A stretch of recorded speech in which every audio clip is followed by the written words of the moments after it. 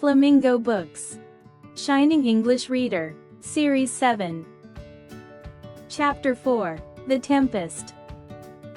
Far away on a lonely island, there lived a wise old man and his daughter. The man was Prospero, a magician. The daughter was Miranda, a lovely young lady of 16. Prospero knew so much of the art of magic that he was able to command the spirits of the island to obey him. The chief of these gentle spirits was Ariel, a lively little creature who was not only devoted to his master but also full of mischief. Ariel was invisible to all eyes but Prospero's. Prospero entrusted his most important tasks to him. One day, Prospero raised a fearful storm by means of his magic power. He took his daughter to the beach to watch a ship struggling against the wind and waves. The ship seemed likely to sink at any moment and those on board seemed likely to drown. Hearing that those on the ship were human beings, as she and her father were, Miranda was filled with pity. "Oh, my dear father," she cried, "if you have raised this dreadful storm, have pity on the people aboard the ship. Please don't let them drown. Do not be anxious, my child," her father comforted her. "No one is going to be harmed." He paused and then went on. "Miranda, the time has come for me to tell you everything. 12 years ago, I was the Duke of Milan and you, my only child, were a princess and my only heir. Even at that time my chief interest was the study of magic. I spent most of my time in my study with my books. I left the management of my dukedom to my younger brother Antonio. I trusted him but he turned out to be false and treacherous, as you will see. He plotted to rob me of my dukedom and he was able to do so with the aid of his ally, the King of Naples. My cunning brother put us in a rotten boat, without oars and sails, and pushed us out to sea. He thought that we would certainly perish. Fortunately, a kind old man named Gonzalo saved us. He placed in the boat, water, provisions, apparel and something I most prized, namely, my books on magic. Thanks to Gonzalo, we were able to reach this island of ours. Now, Prospero continued, I shall tell you why I have raised this fearful storm. On the ship over there are my enemies, my brother Antonio, and the King of Naples. They will be cast ashore and I shall meet them face to face. They will be in my power. They will be at my mercy." Prospero fell silent. He touched his daughter with his magic wand and made her fall asleep. Ariel had just appeared to tell his master what he had done with the passengers and crew of the ship. Miranda would have been alarmed if she had seen her father talking with the empty air. "Well, my brave spirit, how have you performed your task?" Prospero asked Ariel. Ariel gave a lively description of the storm and the terror it caused and how the king's son, Ferdinand, was the first to jump into the sea. "You have done well, my gentle spirit. Now go and bring the young prince here. My daughter must see him." Prospero smiled at some secret thought. Prospero gave some other commands to Ariel and promised to free him after they had been completed. Ariel obediently flew off to where Ferdinand was sitting sadly on the rocks.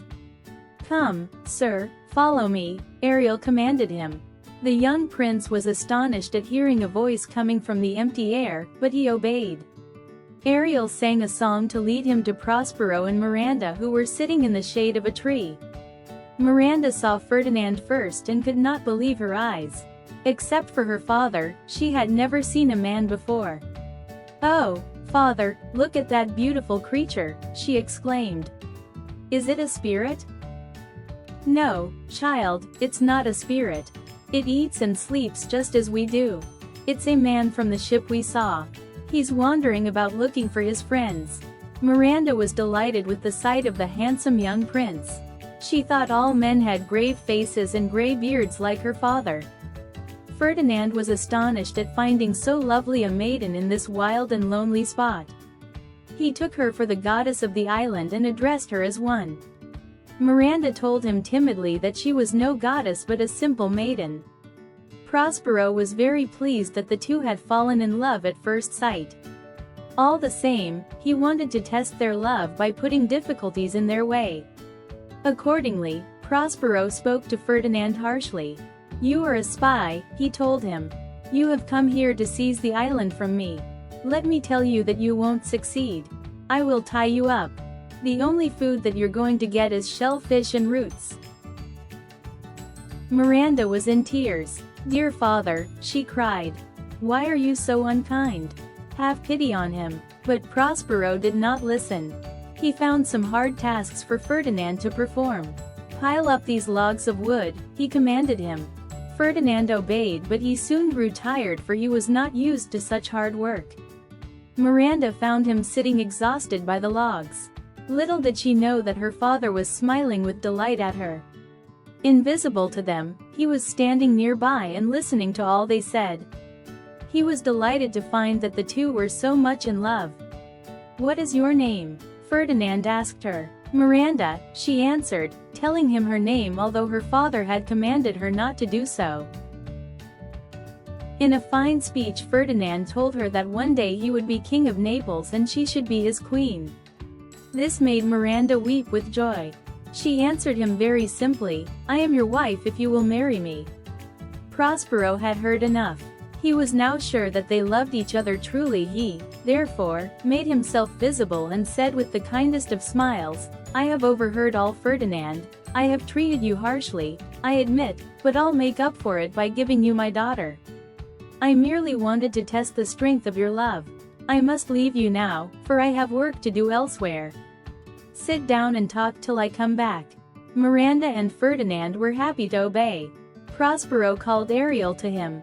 "Well, my brave spirit, what news of my brother and the King of Naples?" he asked him. Ariel laughed. "I left them almost out of their senses," he said. "They were half dead with hunger and weariness. I reminded them of their evil treatment of you and told them that they were being punished for it. You should have seen their faces.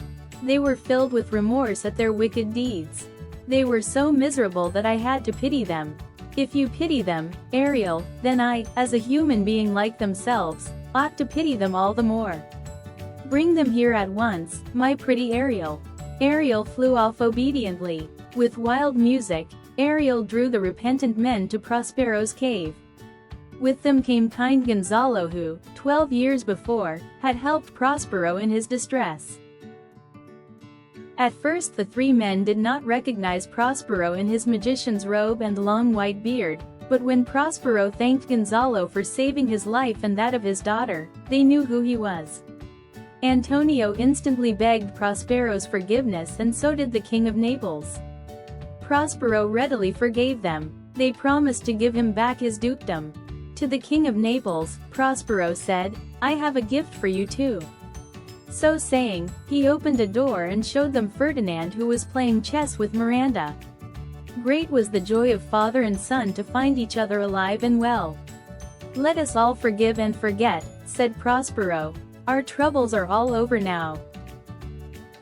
Prospero then assured his guests that their ship and all the crew were safe. They were all going to leave for Naples the next morning. Before he left the island, Prospero buried his books of magic deep in the earth, and his magic wand as well. He would not need to use his magic power hereafter. Why should he? He had obtained all that he wished for. He had brought his brother and the King of Naples to repentance. He had received his dukedom back. Above all, Miranda was going to marry Ferdinand, the King of Naples' heir and the man she loved. Prospero now turned to Ariel and gave him his freedom. "My quaint Ariel," he said sadly, "I shall miss you very much. But go, you are now free." Ariel was filled with delight. He flew away, singing this pretty song. "Where the bee sucks there suck I. In a cowslip's bell I lie. There I couch when owls do fly. On the bat's back I do fly. After summer merrily, merrily, merrily shall I live now. Under the blossom that hangs on the bough.